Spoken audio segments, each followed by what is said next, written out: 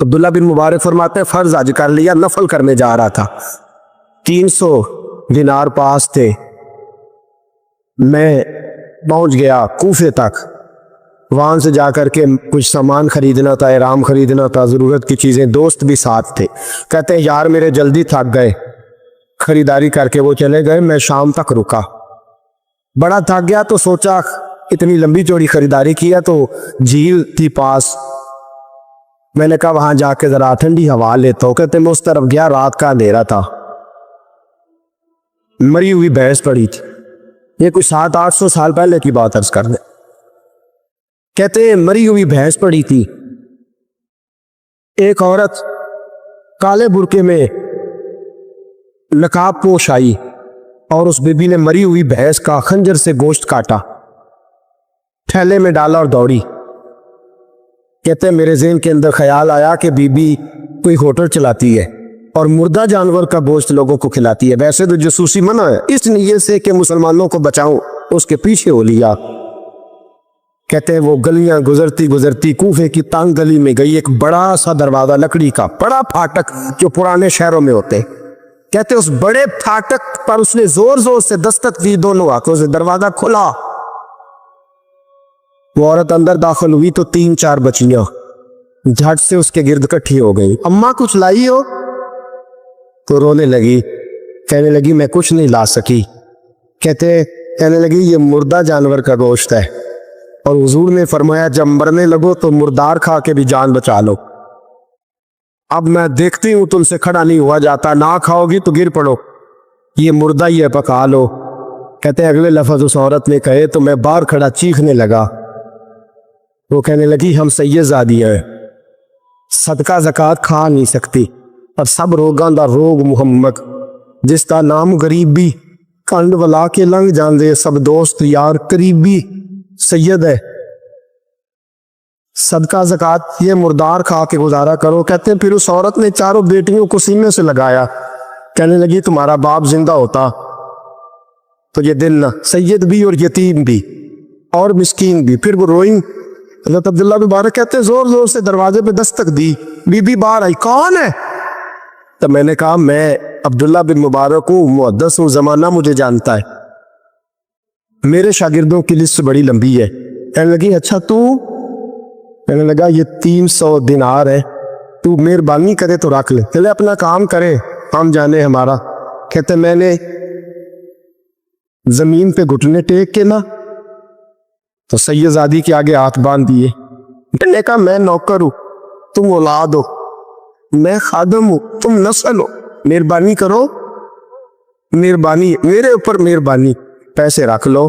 کہتے ہیں میں نے وہ پیسے دیے، میں واپس لوٹا، یار کہنے لگے چل، میں نے کہا نہیں میں نے نہیں آج کرنا، کہنے لگے کوئی نیا پلاٹ لینے کا پروگرام بن گیا، کوئی نئی انویسٹمنٹ، لوگ تانے دیتے ہیں نا۔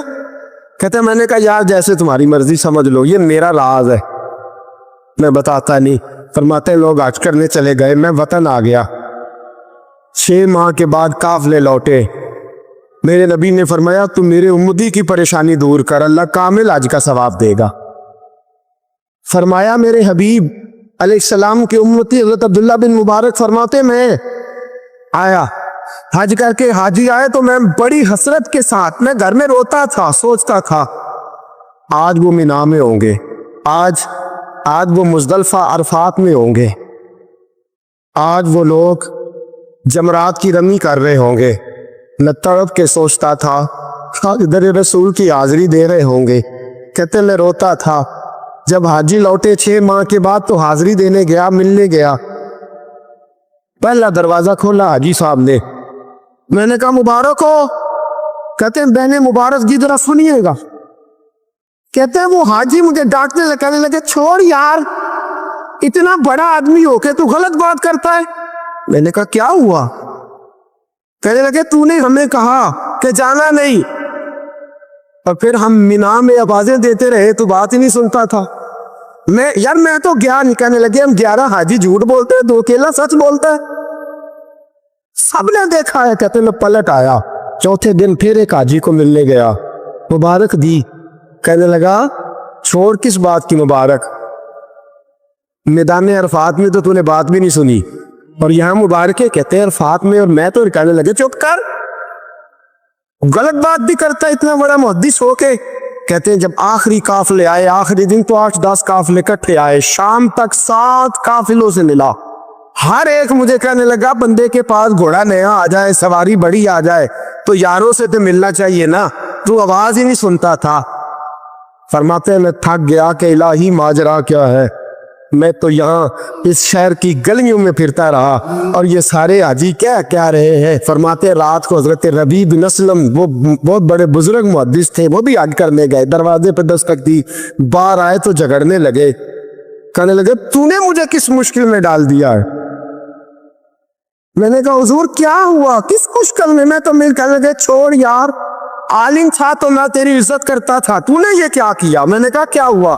اپنے ایمان کی آبیاری کے لیے جب تو روزہ رسول کے پیر سامنے اجمل ملا رضا تھا، قادری صاحب کے چینل جب کو نبی پاک کے سبسکرائب مواضع کے کریں سامنے اور تو بیل کے پیسوں بٹن والی کو دبا تھیلی دیں۔ مجھے پکڑا گیا، پکڑ اپنے پیسے، میں تو سنبھالتے سنبھالتے تھک گیا ہوں۔ کہتے ہیں یوں سینے سے پیسے لگائے، گھر آیا، عشاء پڑی تو سو گیا، میں نے کہا یا اللہ عقدہ کھول دے۔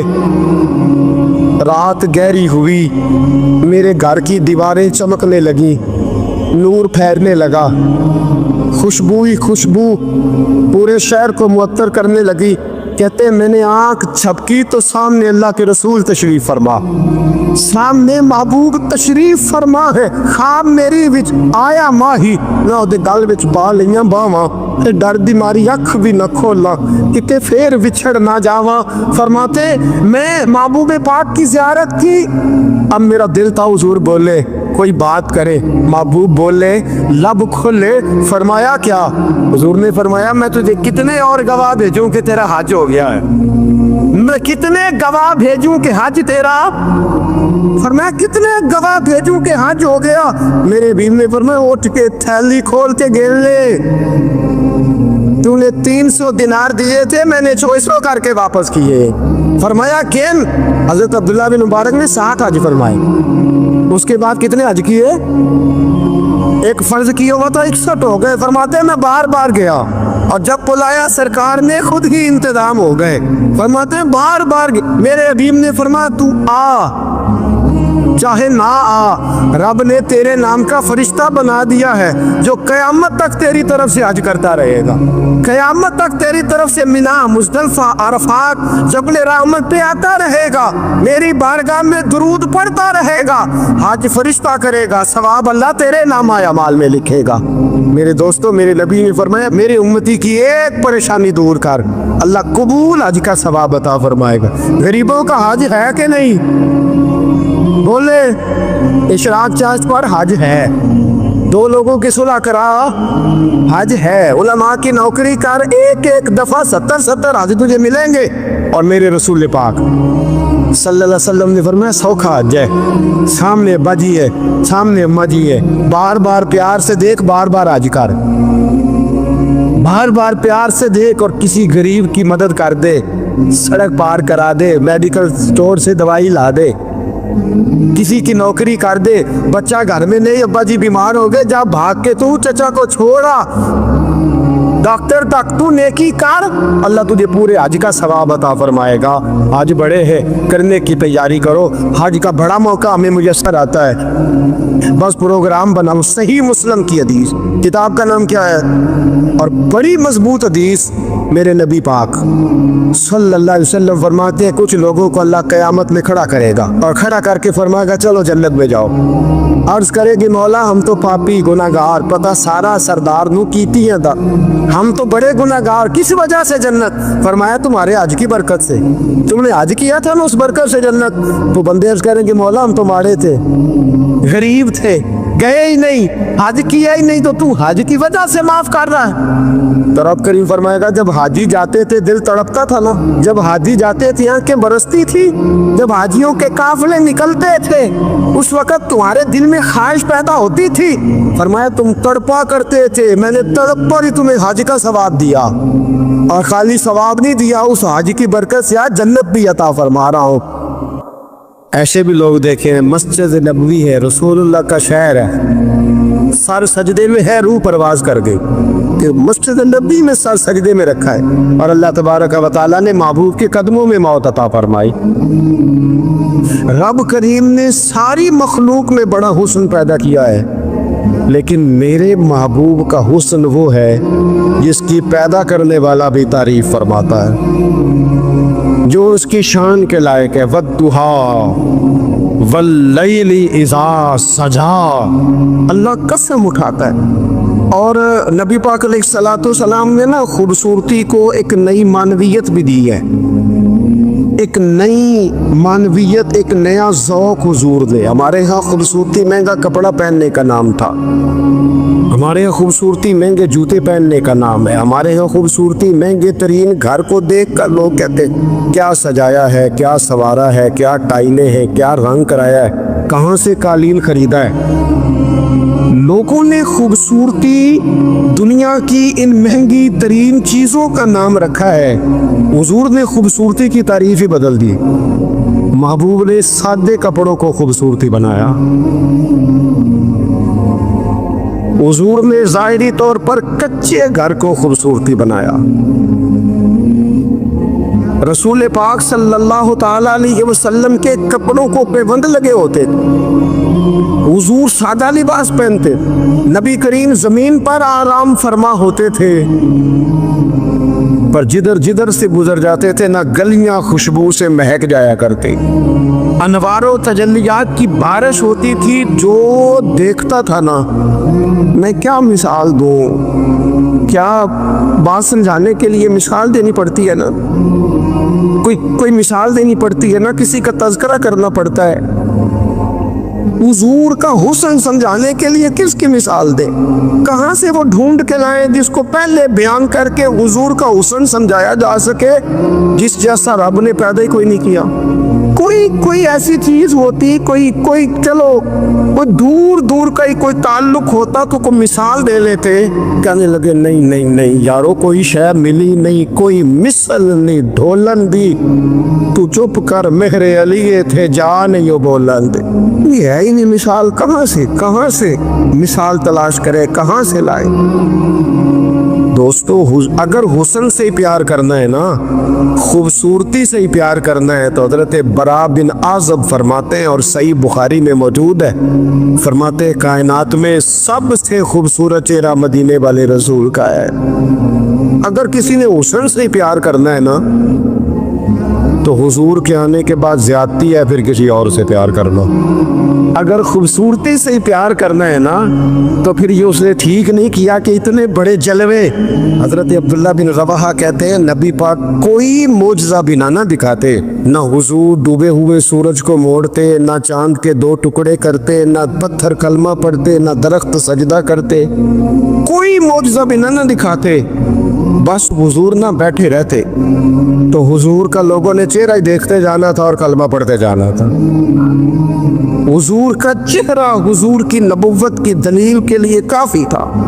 کائنات میں بڑی تعریفیں کی گئیں، بڑا کچھ کہا گیا، لیکن میں کہہ رہا ہوں لوگوں نے نا خوبصورتیاں خرید کی ہیں۔ حضور نے تو خوبصورتی کا رنگ ہی بدل دیا ہے، عنوان ہی بدل دیا ہے۔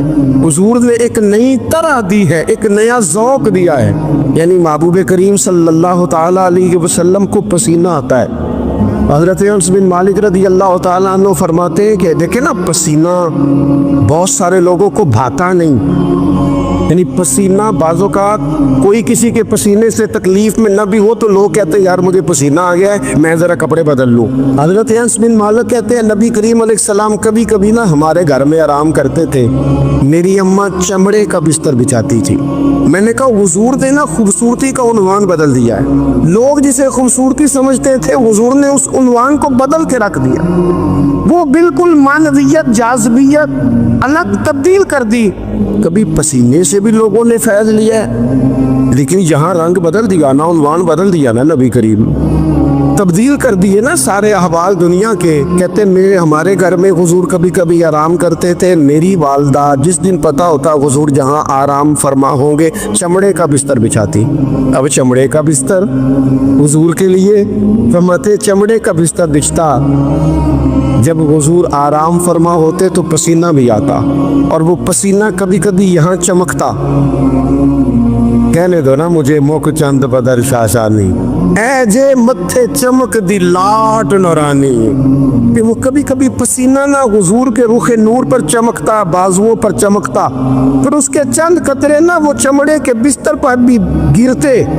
کہتے حضور اٹھ کے چلے جاتے تو میری اماں جلدی کرتی, وہ حضور کا سارا پسینہ سنبھال کے بوتل میں ڈالتی. میں کہتا اماں اس کا کیا کرنا ہے, تو اماں کہتی ذرا سونگ لو.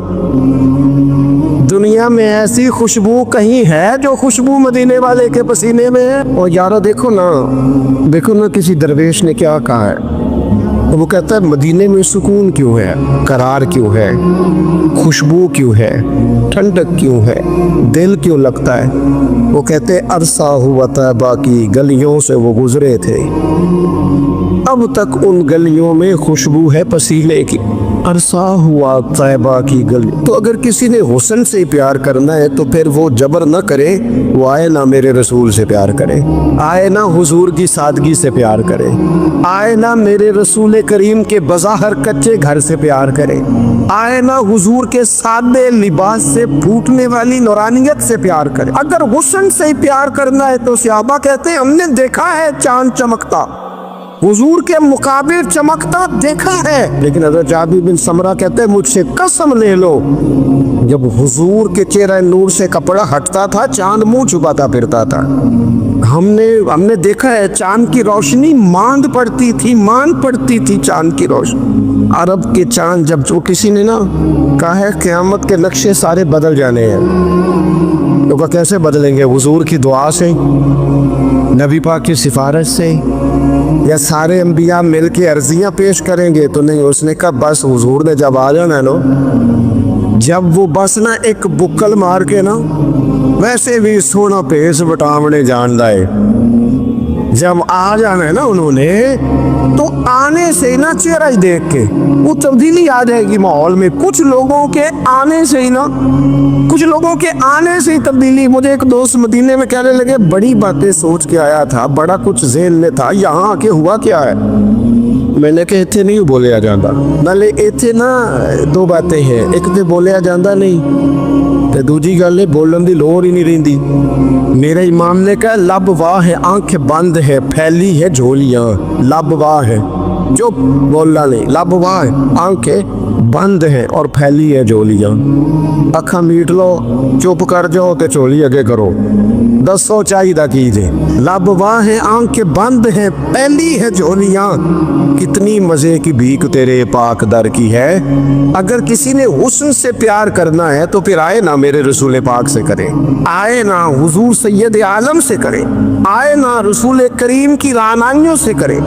کچھ لوگوں کو نا اس بندے سے پیار ہوتا ہے جس کے پاس علم و حکمت بڑی ہوتی. کہتے ہیں یار بندہ دانا ہے, بڑا خوبصورت شاعر ہے, بڑا اچھا ادیب ہے, بڑا اچھا خطیب ہے, بڑا اچھا بولتا ہے, بڑا فصیح و بلیغ ہے, بڑی اعلیٰ بات کرنے والا ہے, بڑا باکمال ہے. اور دنیا کے بڑے بڑے اسکالروں کو پڑھنے والوں اور کائنات کے بڑے بڑے ادیبوں کے جملے رچنے والوں اور بڑے بڑے شعر و ادب کی دنیا میں جینے والوں اور بڑے بڑے فصیح و بلیغ گھنٹوں تک ایک عنوان پر بولنے والے لوگوں کی باتیں سننے والوں, آپ کو اگر علم و حکمت سے پیار کرنا ہے تو اس کے ساتھ پیار کرو جنہوں نے دنیا میں آ کے کسی سے پڑھا نہیں پر ساری کائنات کو پڑھا دیا ہے. وَعَلَّمَكَ مَا لَمْ تَكُنْ تَعْلَمْ. رب کہتا ہے حبیب آپ جو نہیں نہ جانتے تھے سارا ہی آپ کو سکھا دیا ہے. حضور زمین پہ بیٹھے تھے, تشریف فرما تھے, کسی نے کہا یا رسول اللہ یہ سوال, رسول کریم اٹھے इमाम सीधा किया, मेरे महबूब ने चादर ओढ़ी, कंधे पे रखी, मिंबर पे आके बैठ गए। फरमाया जो दिल करता है पूछो, मैं हर सवाल का जवाब दूंगा, पूछो ना जिसके जो जी में आता है। हजरत उमर कहते जोर से असर तक बयान किया, नमाज पढ़ी, फिर मिंबर पे। असर से मगरब तक हुजूर ने बातें बताई, फिर नमाज पढ़ी, फिर मिंबर पे। असर से मगरब तक कहते हैं करीम ने हमें इतना नवाजा, इतना नवाजा, इतना नवाजा कि जन्नती जन्नत में चले गए, जहन्नमी जहन्नम में चले गए, जिंदगियां खत्म हुई और कलम टूट गए, पर तेरे औसाफ का एक बाब भी पूरा ना हुआ। आए जिसने हिकमत सीखनी है मदीने वाले से सीखे, आए जिसने सिपा सालारी सीखनी है मेरे रसूल से सीखे, आए जिसने क़यादत के उसूल सीखने हैं हुजूर से सीखे, आए जिसने आला उस्ताद बनना है सुफ़ा यूनिवर्सिटी के उस्ताद से सीखे, आए जिसने आकाई के आदाब सीखने हैं वो आए ना सीखे। अगर न समझ आए तो करोड़ों रखने वाले अब्दुर्रहमान इब्ने औफ के आका की शफ़क़त उनके साथ भी उसी तरह की है, और जिनकी जेब ज़ाहिरी तौर पर खाली है उन बिलाल के साथ भी महबूब का ताल्लुक उसी तरह का ही है।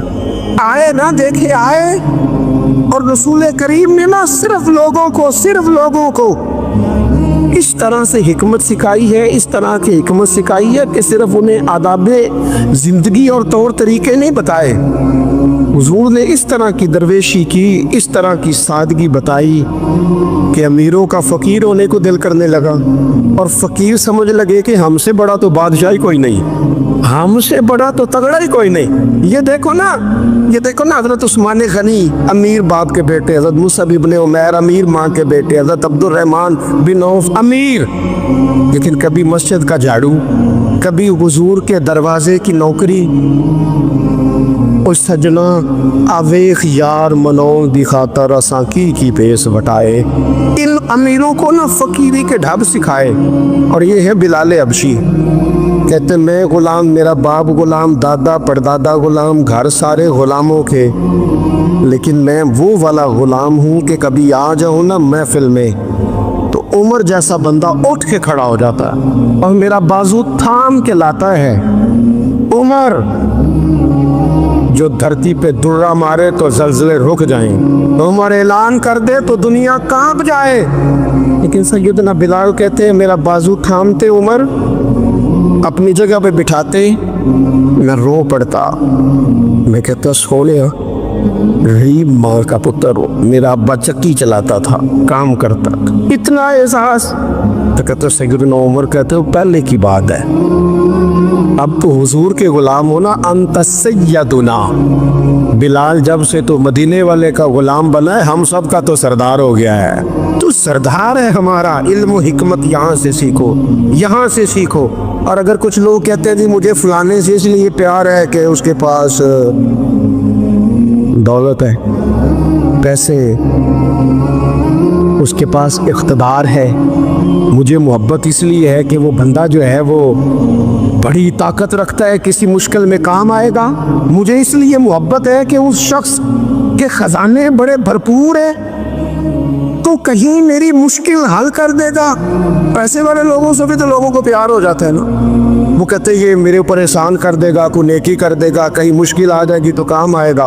तो अगर खजाने वालों से ही प्यार करना है तो फिर उनसे तो ना प्यार करो, जिनके पास खजाने तो है दिल कोई नहीं, जिनके पास तजोरियाँ तो है बांटने का जज्बा कोई नहीं, जिनके पास बैंक बैलेंस तो है लेकिन उनके पास मुरव्वत का हुस्न कोई नहीं, जो बातें तो बड़ी रखते हैं लेकिन सीने में गरीब का दर्द नहीं रखते, फिर उनसे मोहब्बत करने की क्या ज़रूरत है, फिर उनसे प्यार ना करें। जो सही बुखारी में मौजूद है, मदीने वाले महबूब फरमाते हैं मैं सो रहा था, अल्लाह करीम ने खजानों की कुंजियां ही मुझे अता फरमा दी है। फरमाया ज़मीन के खजानों की कुंजियां मेरे दोनों हाथों में ला के रख दी हैं। अल्लाह ने महबूब को महबूब बना लिया है। یعنی محبوب و محب میں نہیں میرا پیرا. رب کریم نے کنجیاں ہی دے دی. میرے اعلیٰ حضرت فرمانے لگے زمین و زمان تمہارے لیے, مکین و مکان تمہارے لیے, چنین و چنا تمہارے لیے, ہم آئے یہاں تمہارے لیے, اٹھیں بھی وہاں. یہ شعر میرے امام کا ہے, اسے ضائع نہ کرنا. اور دیکھو کہتے کیا ہے, ایک ہوتا ہے جز, ایک ہوتا ہے کل. اعلیٰ حضرت کہتے ہیں اصالت کل, امامت کل, سیادت کل, امارت کل. ان میں سے کوئی شے بھی تھوڑی نہیں, نہ اصالت تھوڑی, نہ امامت تھوڑی, نہ سیادت تھوڑی, نہ عمارت تھوڑی.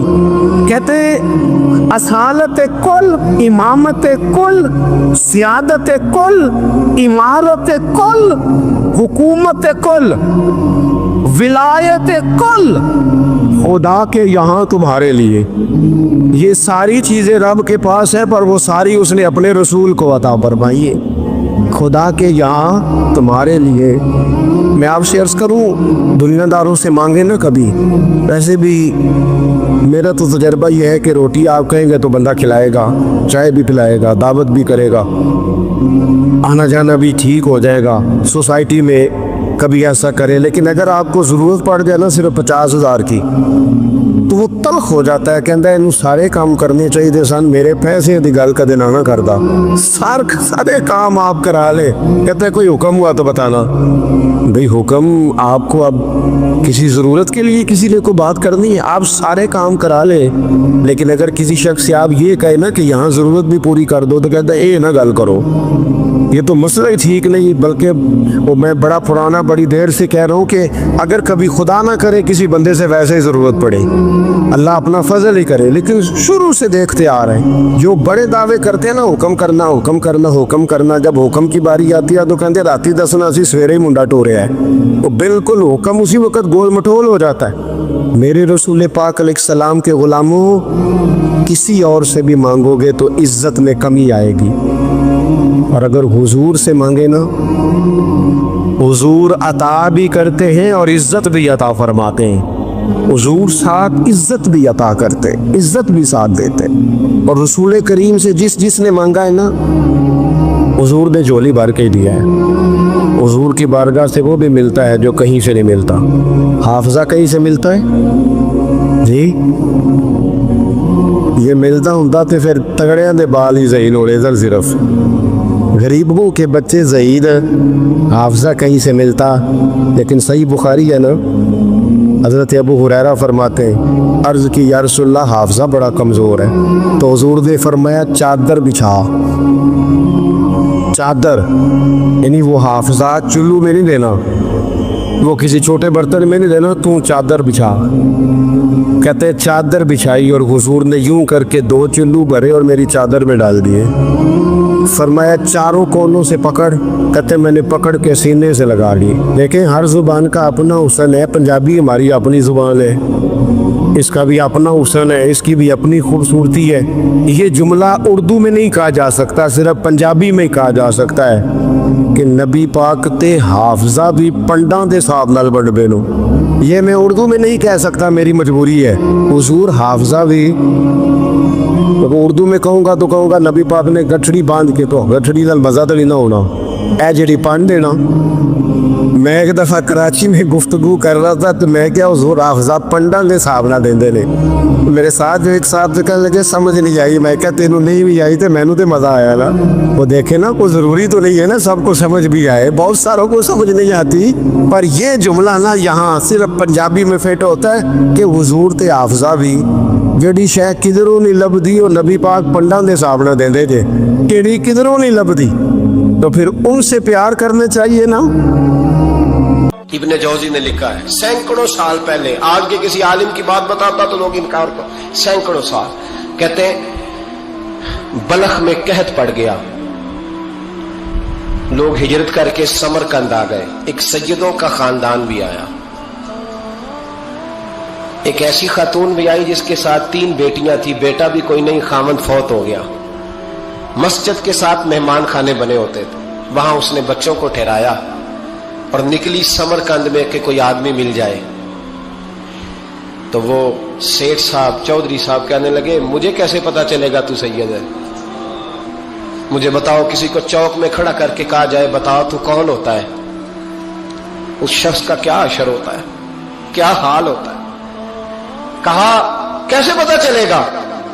तो सैयदजादी ने अपना पल्लू खोला और अपने आंसू दोनों आंखों से साफ किए तो कहने लगी अल्लाह तेरा भला करे, मैं साबित नहीं कर सकती कि मैं हुजूर का खानदान, मेरे पास कोई दलील नहीं, मैं नहीं बता सकती। चल ठीक है, चली गई। किसी ने बताया कि यहाँ एक यहूदी भी रहता है, वो बड़ा सखी है, या आतिश परस्त है, या पारसी है काफिर गैर, सखी बड़ा है। उसके पास गई, बैठी रही, लोग बैठे थे, जब चले गए तो करीब गई, कहने लगी मजबूर हूं, परेशान हूं, गरीब नहीं हूं। कहने लगा बीबी तुझे कभी देखा नहीं, समरकंद की इतनी आबादी नहीं, मैं सारे शहर, तू कौन है? तो कहने लगी तारफ ना ही पूछे तो अच्छा है। उसने कहा चलो अगर पता चल जाए तो। कहने लगी मैं मुसलमानों के नबी की औलाद हूं। मुसलमानों, उसने कहा पैगंबर खुदा की औलाद। उठ के खड़ा हो गया, बीबी को साथ लिया, घर गया। कहने लगा जो साफ सुथरा कमरा है ना उसे फिर धो डालो, एक दफा फिर धो डालो। कमरा धुलाया, साफ कराया। फिर कहने लगा बीबी मेरे बर्तन ज्यादा साफ सुथरे नहीं, मैं नए ना खरीद के ला दूं। फिर नए बर्तन लाया। फिर अपने बच्चों से कहने लगा ऊंचा ना भूलना कि सैयदा फातिमा की शहजादियां आई, यहाँ कोई शख्स ऊंची बात ना करे। फिर कहने लगा बीबी जो मेरा बिल्कुल तैयब और हलाल रिज़्क है ना, ये उसमें से लंगर है, लेकिन चूंकि मैं गैर मुस्लिम हूं, मुझे सलीके नहीं आते, जैसा तैसा भी हो ना इसे कबूल कर लेना। खातून को कहने लगा ये घर है, जब तक जी चाहे यहां रहना, और देखना हो सके तो रात अपने नबी से सिफारिश करना, मेरा भी कोई मसला, मेरी भी कोई कबूलियत कहीं हो जाए। वो मुसलमान कहलाने वाला रात को सोया। कहते जन्नत सजी हुई है, लोग जन्नत में जा रहे हैं, लाइनें लगी हुई हैं, नबी पाक लोगों को जन्नत में भेज रहे हैं। मैं भी दौड़ के लाइन में लग गया, फरिश्ते ने मेरा बाजू पकड़ा, का पीछे हट। तो मैं दौड़ के हुजूर की बारगाह में गया, मैं हुजूर सारे जन्नत में जा रहे हैं, ये मुझे नहीं जाने देता। तो नबी पाक ने फरमाया तू कौन है? या रसूलल्लाह मैं मुसलमान हूं। कहते हुजूर मुझसे फरमाने लगे कोई दलील है तेरे पास? दलील है कोई तेरे पास? तो मैं चुप कर गया। फरमाया मेरी बेटी है, तेरे दरवाजे पर आ ही गई थी तो तू दलीलें पूछने लग गया था। मैं जा दौड़ जा। सवेरे आंख खुली तो गलियों में ढूंढता फिरता है, तलाश करता फिरता है, कोने कोने में जाता है वो सादात का घराना कहाँ गया। ढूंढते ढूंढते उस गैर मुस्लिम के दरवाजे पे जाके पहचान लिया। तो कहने लगा खुदा का वास्ता, जो तूने नौकरी की है ना इनकी मुझसे 11 गुना ले ले, ये सादात का घर मुझे दे दे। तो कहने लगा कल तू आता तो शायद बात और होती, आज बात और है। उसने कहा मेहरबानी कर। कहा नहीं कल तू आता तो मामला और था, आज मामला आज और है, रंग बदल गया है, हालात तब्दील हो गए हैं, अब तू देख ताक के आया, जा दौड़ जा। कहने लगा नहीं मेहरबानी कर, दे दे, तू गैर मुस्लिम में तेरा क्या ताल्लुक? कहने लगा चुप कर, गैर मुस्लिम में कल तक था, कल से सज्जदों से प्यार किया है तो मेरे हालात संवर गए हैं। वो जो नजारे तूने रात ख्वाब में देखे हैं मैंने जागती आंखों से देखे हैं, मैंने जागती आंखों से। और तूने किसी मुफ्ती पीर आलम के हाथ पे कलमा पढ़ा है, मैंने रात मोहम्मद अरबी के हाथ पे कलमा पढ़ा। हजरत उमर जब नारा लगाते ना तो कैसर किसरा कांपते। सफीर आते रूम के मिलने के लिए तो कहते जाओ उमर नफल पढ़ रहे हैं, टाइम कोई नहीं। एक दिन अंदर मीटिंग हो रही थी, हजरत उमर मीटिंग में बैठे थे, आपके बेटे मिलने आए अब्दुल्ला इब्ने उमर। अब्बा जी अंदर आ जाओ। फरमाया दरवाजे पे खड़ा हो, मैं जरूरी बात कर रहा हूं, अंदर ना आना। जनाब अब्दुल्ला इब्ने उमर कहते मैं दरवाजे पे खड़ा हो गया। थोड़ी देर गुजरी तो इमाम हुसैन भी आ गए। एक हदीस में, एक रवायत में इमाम हसन का लफ्ज भी है, इमाम हुसैन आए। आके अब्दुल्ला इब्ने उमर से कहने लगे उमर फारूक अंदर है? तो कहा वो अंदर तो है। तो कहा आप क्यों दरवाजे पे खड़े? कहने लगे अब्बा जी ने कहा है यहाँ इंतजार करो, मैं कोई जरूरी बात कर रहा हूं, लेकिन शहजादे मेरे लिए कहा है। मेरे लिए, आप जाना चाहे तो चले जाए। इमाम हुसैन कहने लगे अमीरुल मोमिनीन कोई बात कर रहे होंगे, मैं जोहर के वक्त मस्जिद में मिल लूंगा, जोहर का टाइम आएगा ना तो मैं मस्जिद में मिल लूंगा। ये कह के चले गए। हजरत उमर बाहर आए तो हजरत अब्दुल्ला इब्ने उमर से कहा कि कोई आया तो नहीं। अर्ज की हुजूर हुसैन इब्ने अली आए, हुसैन इब्ने अली। तो कहा अंदर क्यों नहीं भेजा? कहा मैंने कहा था बेशक चले जाएं, लेकिन वो कह रहे थे कि मैं जोहर के वक्त मस्जिद में मिल लूंगा। तो सैयदना उमर फारूक फरमाने लगे अब्दुल्ला तुझे तेरी मार होए, हुसैन को क्यों वापस भेजा? फिर उमर दुनियादारों के सामने डटना, खड़ा होना उमर पे खत्म है, लेकिन जो अंदर की बात है ना, रूह की, जो अकीदत की बात है, जो वफा का रिश्ता है, उसको कौन समझे? ये जो रूह की मजबूरियां हैं, ये जो वफा की मजबूरियां हैं, इसे लोग क्या समझें? इन्हें क्या पता कि मुर्शद के बेटे के पैर चूमने में हुस्न क्या होता है?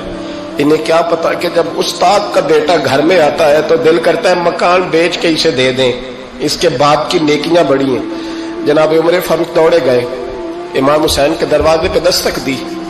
इमाम हुसैन बाहर, कहा शहजादे यार मिलने आए थे, बगैर मिले क्यों आ गए? अर्ज की कि आप मसरूफ थे, आपके अपने बेटे भी दरवाजे पे खड़े थे, तो मैं वापस आ गया। इमाम हुसैन कहते उमर जज्बात में आ गए, सर से पगड़ी गिर गई, कहने लगे हुसैन मेरे बेटे का और हुसैन का क्या मुकाबला? क्या उसकी मां का नाम फातिमा ज़हरा है? क्या उसकी नानी का नाम खतीजतुल कुबरा है? क्या उसके नाने का नाम मोहम्मद मुस्तफा है?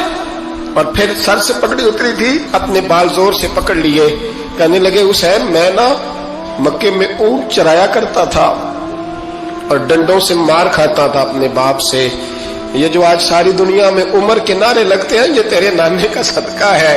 शहजादे मेरी वफा और मेरी वफा में जब तेरा दिल करे ना दौड़ के आ जाया कर। उमर तो लोग, एक दिन इमाम हुसैन ने आके ना जनाबे फारूक आजम से कहा, खुतबा दे रहे थे बच्चों की तभी शुरू में, पता नहीं क्या बात आई इमाम हुसैन के दिल में, कहने लगे उमर नीचे उतरो, ये मेरे नाना का मिंबर है।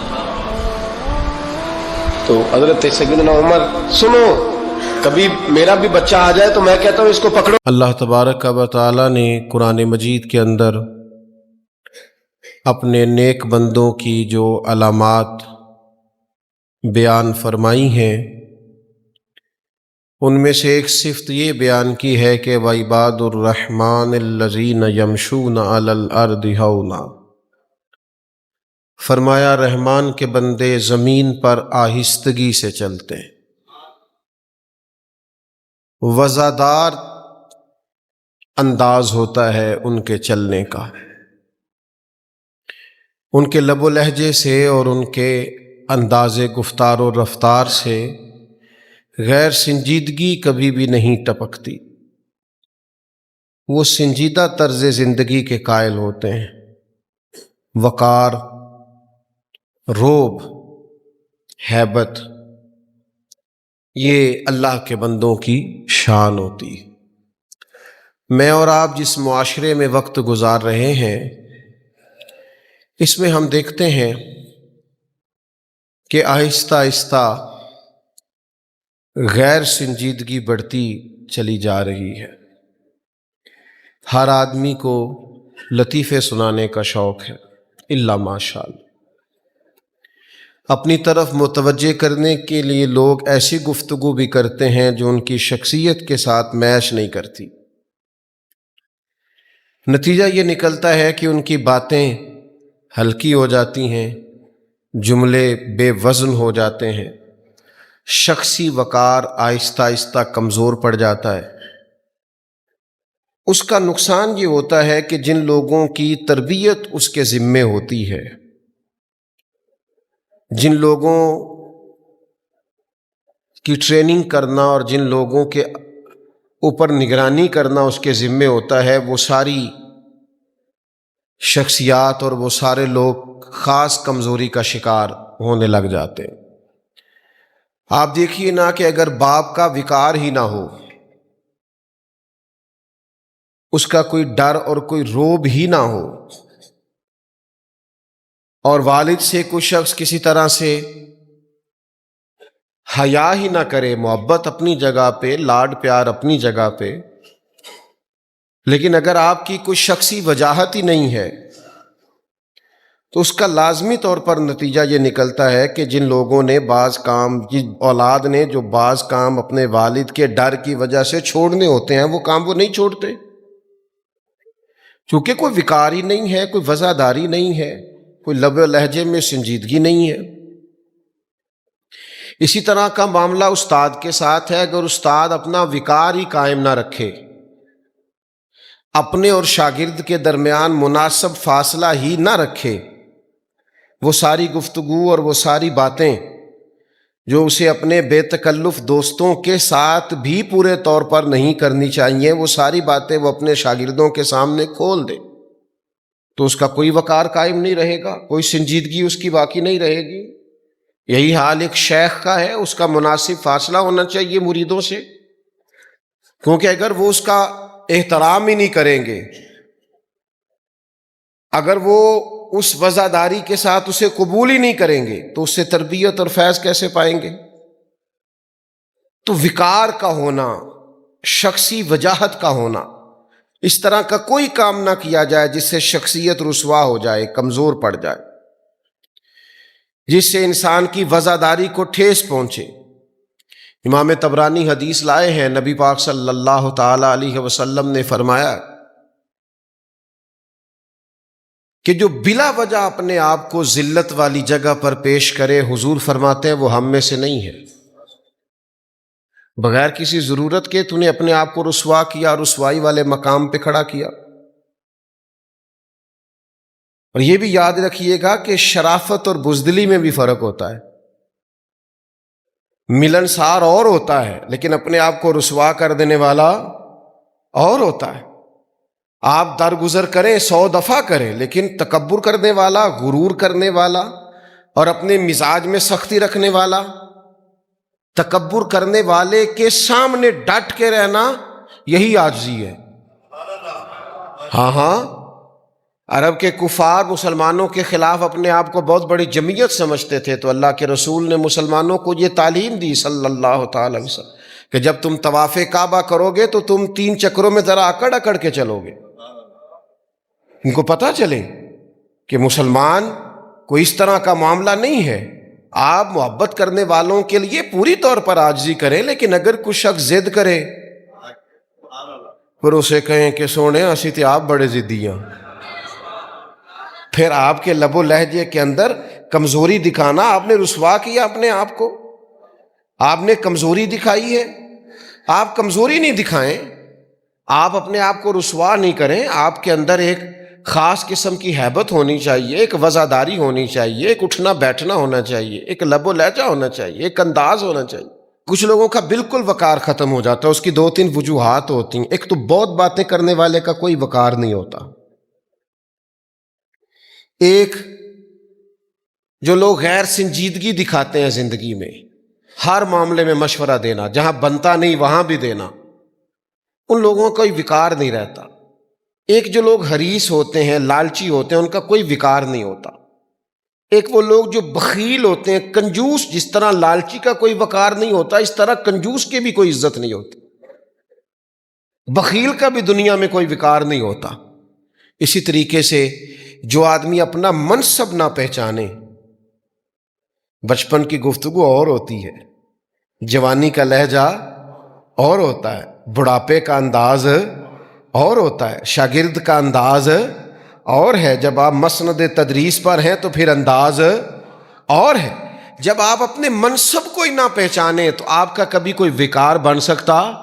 اگر آپ پہچانے تو صحیح۔ اب کسی نے کہا تھا ظاہر کوے جنا آہستہ چل، تو اپنی شان تو دیکھ، تو مدینے آیا ہوا ہے، وہ دیکھ آیا ہے کہاں، آہستہ چل۔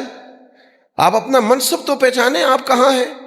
اگر آپ اپنا منصب نہیں پہچانتے، مجھے بڑی اچھی طرح بات یاد ہے، ایک جگہ ہم لوگ بیٹھے تھے تو ایک بزرگ نے ایک بچے کو مذاق کیا، اور وہ ذرا ان کی شخصیت کے مطابق نہیں تھا،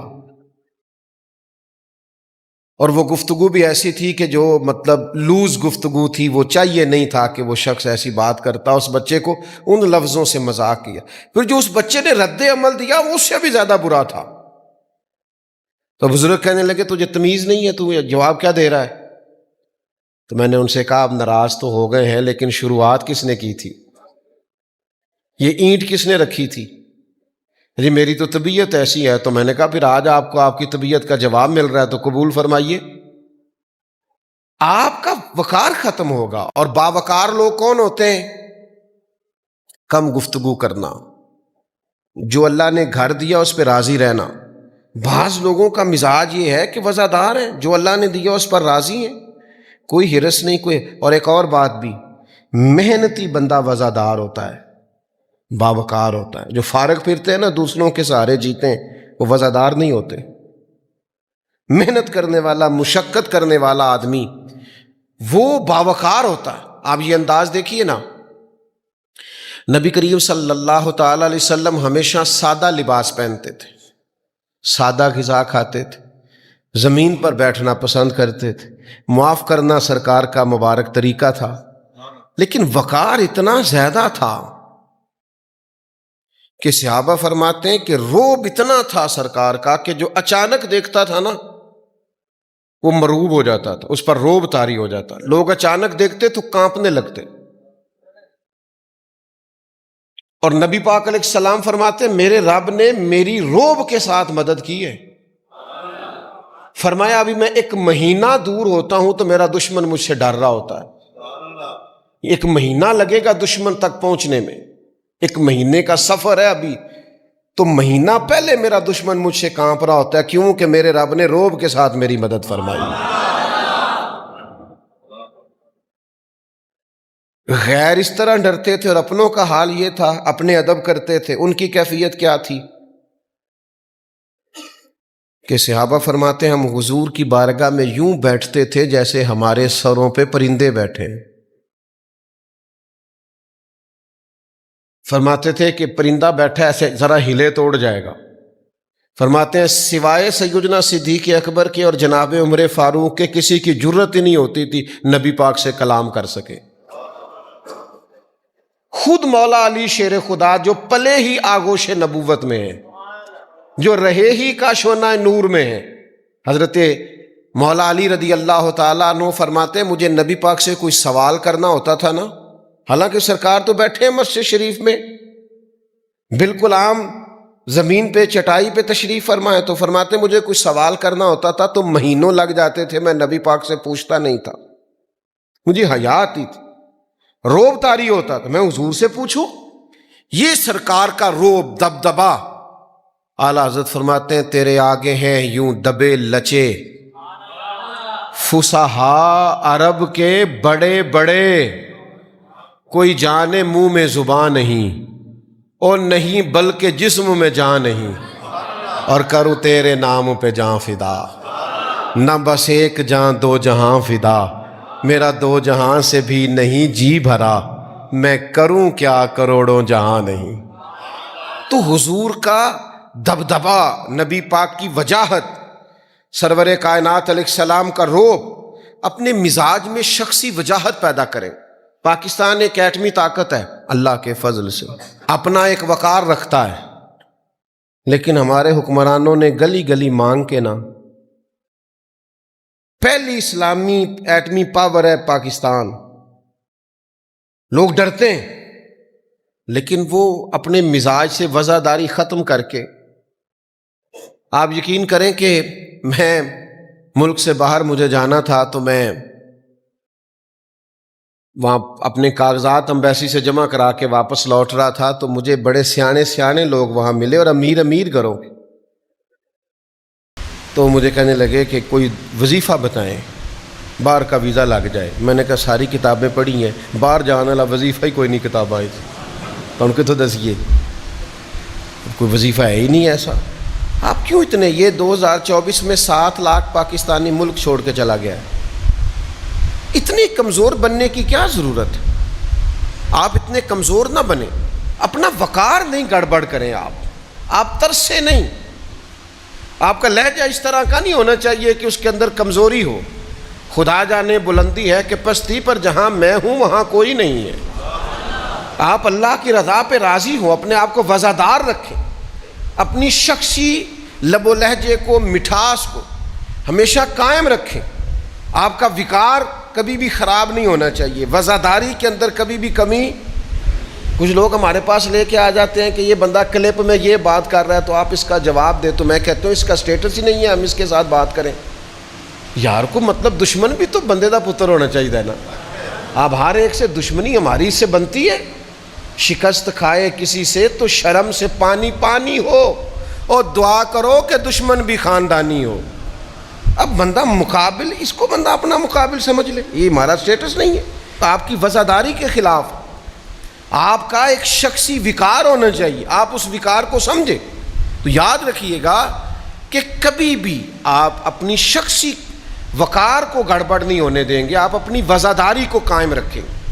آپ کے لب و لہجے میں یعنی بھوک برداشت کرنے کی عادت ہونی چاہیے, غریبی میں جینے کا مزہ ہونا چاہیے. آپ کو جس مقام پہ رب نے رکھا ہے اس مقام پر آپ کے اندر بردباری, تحمل, صبر ہونا چاہیے. آپ کے اندر وہ ساری چیزیں ہونی چاہیے جو آپ کی شخصیت کو, اور اگر آپ یہ نہیں کریں گے آپ کا وقار خراب ہو جائے گا. آپ کی وزاداری قائم رہنی چاہیے. آپ تھوڑا حوصلہ کریں, آپ تھوڑا اپنے اندر وہ چیز پیدا کریں جو ایک مومن کی شان ہے. حضرت حسن بصری رحمۃ اللہ علیہ فرمایا کرتے تھے کہ وقار تو ایمان کا حصہ ہے. شخصی وقار یہ ایمان کا حصہ ہے مومن کا اپنا. کیوں؟ اس لیے کہ نبی پاک علیہ السلام نے بیت اللہ شریف میں کھڑے ہو کے خانہ کعبہ کو دیکھ کے فرمایا تھا, کعبے تیری بڑی شان ہے پر میرے مومن کی شان کعبے سے بھی زیادہ ہے. یہ ترمذی میں حدیث موجود. تو جب آپ کا اتنا بڑا وقار اور سٹیٹس ہے تو پھر آپ کو نہیں چاہیے کہ آپ اپنے آپ کو ذلت اور رسوائی کی جگہ پہ کھڑا کریں. آپ جان بوجھ کے اپنے آپ کو کمزور کریں. آپ اپنے لب و لہجے کے اندر ایسا کچھ بھی نہ پیدا کریں جس سے محسوس ہو کہ اللہ نے جو آپ کو شخصی عزت دی ہے, جو وقار دیا ہے, وہ وقار کمزور پڑ گیا ہے. یہ کام نہ کریں. اللہ تعالیٰ نے رسول اللہ صلی اللہ تعالیٰ علیہ وسلم کو بڑا ہی وقار عطا فرمایا تھا. حضور کو اللہ نے بڑی شان عطا فرمائی. حضرت کیلا بن مخرمہ رضی اللہ تعالیٰ عنہ ایک صحابیہ ہیں. وہ فرماتی ہیں کہ حضور ایک جگہ بیٹھے تھے, اللہ کے حضور کچھ عبادت اور وظائف میں اور ذکر اذکار میں مشغول تھے, تو میں حضور کے پیچھے بیٹھی تھی. تو فرماتی ہیں اچانک میری حضور پہ نظر پڑی تو میرا جسم کانپنے لگا روب کے ساتھ. نہیں, آپ نے ابھی پوری بات پر غور نہیں کیا. کہتی میں چہرہ نہیں دیکھا تھا, میں نے پشت دیکھی تھی تو میں روب سے کانپنے لگی. تو فرماتے ہیں میں دیکھ رہی تھی اور میں کانپ رہی تھی, تو ایک صحابی حضور کی عالی مرتبت بارگاہ میں عرض کرنے لگے یا رسول اللہ اس سے تو برداشت ہی نہیں ہو رہا, یہ تو کانپ رہی ہے. تو فرماتی ہیں سرکار نے پھر بھی میری طرف رخ نہیں کیا, اسی طرف چہرہ کر کے حضور فرمانے لگے او مسکین بی بی ذرا اطمینان سے بیٹھ, ذرا حوصلہ کر. میں یہ لفظ حدیث میں نہیں ہے پر میرا ذوق کہتا ہے, یعنی کریم کہہ رہے ہیں حوصلہ کر, ابھی تو نے پشت دیکھی ہے, عبادت سے جو میرے چہرہ ودعا پہ نور چڑھا ابھی تو نے وہ نہیں دیکھا. ابھی تو دیکھنے والے کہا کرتے ہیں اللہ اللہ, دیکھنے والے کہا کرتے ہیں اللہ اللہ, یاد آتا ہے خدا دیکھ کے صورت تیری. دیکھنے والے کہا کرتے ہیں اللہ اللہ اور یاد آتا ہے خدا دیکھ کے, بولیے یاد آتا ہے خدا دیکھ کے. تو میرے بھائی شخصی وقار. ابو جال پیسے کھا گیا نا ایک بندے کے, دیتا نہیں تھا. تو یہ مکے کے دن تھے جب ابھی تھوڑے سے مسلمان تھے, تو اس نے آ کے حضور سے کہا یا رسول اللہ میرے پیسے نہیں دیتا, تو فرمایا میرے ساتھ چلنا. تو کافروں نے بھی ایک بندہ ساتھ بھیج دیا, دیکھو وہاں کیا بنتا ہے. تو سرکار نے جا کے ابو جال کے دروازے پہ دستک دی, باہر آیا, میں اس غریب کے پیسے کھا گیا تو شخص کہتا ہے حضور کے لہجے میں اتنا جلال تھا کہ ابو جال نے کانپنا شروع کر دیا. دو اس کے پیسے, تو کہتے ہیں ہانپتا کانپتا پیسے لے کے آیا. بعد میں سرداروں نے کہا تو بڑی ڈینگے مارتا ہے, اور اب یہ کہ کانپتا ہوا پیسے لے کے آیا. کہنے لگا وہ آئے تھے تو مجھے لگا ان کے ساتھ کوئی طاقتیں ہیں, میں ڈر گیا۔ تو میرے بھائی، نبی کریم علیہ السلام کو اللہ نے وجاہت عطا کی، حضور کو اللہ نے وقار دیا، روب دیا، دبدبا دیا۔ مسلمان کو یہ چاہیے کہ اپنے وقار پر کبھی سودا نہ کرے، اپنے انداز پر کبھی سودا نہ کرے، اپنے لب و لہجے پر کبھی سودا نہ کرے، اپنی خودداری پر کبھی سودا نہ کرے۔ یعنی صحابہ کا یہ مزاج تھا کہ گھوڑے پر بیٹھے ہیں، ہاتھ سے درہ گر گیا ہے تو وہ کسی کو نہیں کہتے تھے یہ درہ اٹھا دے، وہ گھوڑے سے اترتے تھے اور درہ خود اٹھاتے تھے۔ یہ وزاداریاں، یہ خودداریاں، یہ عزت نفس، یہ مزاج، یہ اللہ تعالیٰ نے مومن کو شان عطا کی۔ میں دیکھتا ہوں کہ پالٹیاں ڈھونڈنا اور کسی کو کھانا ڈال کے راضی ہونا، اور فلاں کو آج میں نے لوٹ لیا، اور فلاں جگہ ہمارے تو محفلوں میں یہ کام ہونے لگ گیا ہے کہ جی میں جی بڑی محفل بڑی لوٹ کے لے آندی میں آج۔ تو میں نے کہا اللہ کے بندے، محفل کو تو کچھ دینا چاہیے، تو لوٹ کے لے آیا ہے، کمال ہو گیا۔ وہ شخصی وجاہت، مجھے ایک بات بتائیے، اتنا بڑا آدمی کہ سینکڑوں لوگ، ہزاروں لوگ اس کا نام اشتہار پہ دیکھ کر دوڑے چلے آئیں کہ میں نے اس کی گفتگو اور تقریر سننی، اور لوگوں کو جگہ نہ ملے بیٹھنے کی، لوگ کھڑے ہو کے کوئی کسی جگہ چھتوں پہ چڑھ کے ادھر ادھر لوگ بیان سننے کو حاضر ہوں۔ معیار یہ ہو کہ لوگ چھٹیاں لے کے ڈیوٹی سے آئیں کہ مجھے اس آدمی کی گفتگو سننی۔ یہ اللہ رسول صلی اللہ علیہ وسلم کی جو بات بتاتا ہے وہ مجھے بڑی محبوب ہے۔ لوگ اس کو بہت بڑا آدمی سمجھ کر اس کی گفتگو سنیں، تقریر سنیں، واعظ سنیں، بات سنیں، اور جب سن رہے ہوں تو ان پر کیفیت بھی طاری ہو، کوئی آنسو پونچھ رہا ہو، کوئی درد سے رو رہا ہو، کسی کا سینہ محبت رسول کے ساتھ پورے طور پر چھلک رہا ہو۔ اتنے خوبصورت منظر، اتنے خوبصورت لب و لہجے کے بعد دنیا چلی جائے اور وہ میزبان سے سٹیج کے پیچھے جھگڑا کر رہا ہو کہ میں تو کیا 70,000 لینا ہے، تو 60 کو دے رہے ہو، تو مجھے بتاؤ نا، اس نے اپنے شخصی وقار کا خیال رکھا ہے؟ وہ ہزاروں کے مجمع میں جو بیٹھ کے اللہ رسول کی بات کر رہا تھا، تو کیا یہ اس کی شخصیت کے مطابق ہے کہ وہ جھگڑا کر رہا ہے کہ مجھے اتنے پیسے چاہیے؟ میں اپنے دوستوں سے کہا کرتا ہوں، اپنے شخصی وقار کو آپ نے کبھی خراب نہیں ہونے دینا، کبھی اپنے لب و لہجے میں کوئی ایسی بات نہ پیدا ہونے دے۔ کبھی یہاں ایک صاحب آ گئے، مجھ سے ٹائم لے کے چلے گئے، جب ہم ان کی محفل میں گئے تو وہ کہنے لگے کہ ہمارے پتہ نہیں کتنے عمرے کے ٹکٹ ہیں، تو ہمیں اعلان کرنے لگے ایک ٹکٹ آپ کا بھی ہے۔ میں کہ تسی اور کسی نو دیو، میں آپ ہی چلا جا رہا۔ تو مجھے کہنے لگے مدینے جانے کے لیے بھی آپ منع کر رہے ہیں۔ میں نے کہا میں مر جاؤں اس دن جس مدینے سے 2 قدم پیچھے ہٹوں، لیکن خدا کے بندے، میرے رب نے کبھی مجھے وہاں بھی بلایا ہے تو عزت کے ساتھ ہی بلایا ہے۔ تو میں تیری ٹکٹ وہ سپیکر میں تو اعلان کرے، رب کہے گا تجھے اتنی دفعہ بلایا ہے، تو تیرے کوئی اعلان نہیں ہوئے تو رسوا ہو کے کوئی کام کرنے کی ضرورت۔ آپ اپنے شخصی وقار کا ہمیشہ خیال رکھیں۔ میرے محبوب پاک سید عالم، نور مجسم، نبی رحمت صلی اللہ علیہ وسلم کا جو وقار تھا نا، بخاری میں موجود ہے، حضرت انس بن مالک راوی ہیں، کہتے ہیں ایک شخص آیا، اچانک نبی کریم کو دیکھا تو کانپنے لگا، تو حضور نے فرمایا کیا ہوا؟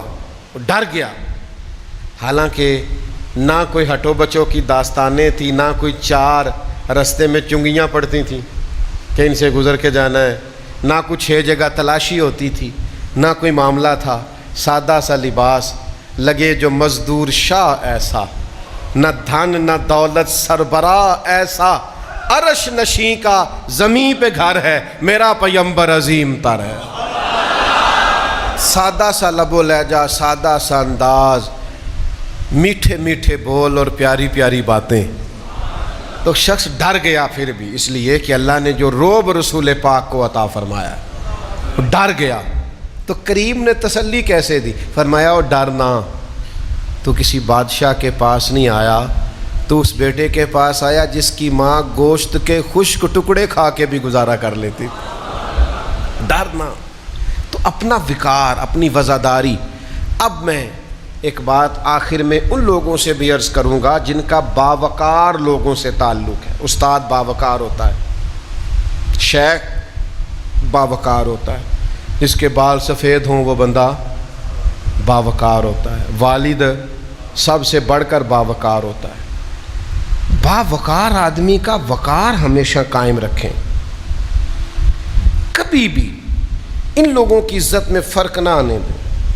اگر کبھی وہ سخت لہجے میں بات کریں بھی تو آپ یہ سمجھ لیں کہ وہ باوقار ہیں، ان کو اجازت ہے بات کرنے کی، لیکن ہمیں یہی حکم ہے کہ ہم اف بھی کر سکتے نہیں۔ اگر کبھی بزرگوں نے کوئی ایسی بات کر بھی دی تو ہم نے ان کے وقار کو قائم رکھنا ہے۔ وہ کیسے؟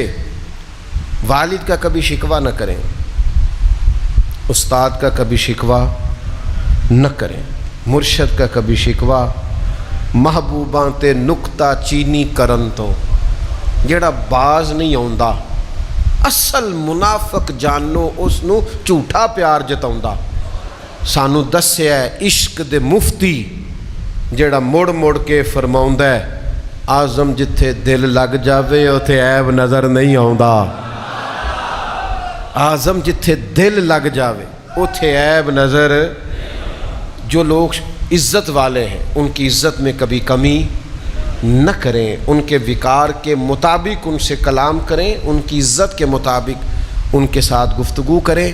ہاں، اپنے آپ کو رسوائی والی جگہ پیش نہ کریں، اپنے آپ کو خود سے کبھی کمزوری نہ دکھائیں، لیکن باعزت لوگوں کو عزت دیں۔ حضرت سعد بن معاذ آئے تھے، خود نبی کریم نے فرمایا اٹھ کے کھڑے ہو جاؤ، تمہارا سردار آیا ہے۔ حضور نے ان کے لیے لوگوں کو کھڑا کیا، فرمایا اس کا اکرام کرو، اس لیے کہ یہ تمہارا بڑا ہے، ہمارا سردار ہے، اٹھ کے کھڑے ہو جاؤ۔ تو باعزت آدمی کو ہمیشہ عزت دیں، اس کے لیے ہمیشہ اکرام کریں، محسنوں کا ہمیشہ خیال کریں۔ اللہ تعالیٰ کے حضور دعا ہے اللہ کریم سمجھنے کی توفیق دے۔